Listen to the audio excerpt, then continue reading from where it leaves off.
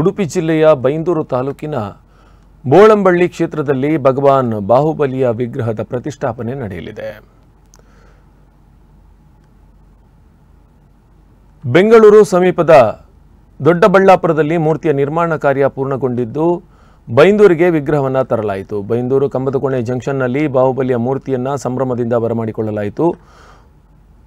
ನೂರಾರು ಜನ ಬೋಳಂಬಳ್ಳಿವರೆಗೆ ಅದ್ದೂರಿ ಮೆರವಣಿಗೆ ಮೂಲಕ ತೆಗೆದುಕೊಂಡು ಹೋಗಲಾಯಿತು. ಮೂರ್ತಿಯ ಫಿನಿಶಿಂಗ್ ಮತ್ತು ಪೀಠದ ಕೆತ್ತನೆ ಇನ್ನು ಮುಂದೆ ನಡೆಯಲಿದೆ ಎಂದು ಬೋಳಂಬಳ್ಳಿ ಕ್ಷೇತ್ರದ ಆಡಳಿತ ಮಂಡಳಿ ಮಾಹಿತಿ ನೀಡಿದೆ.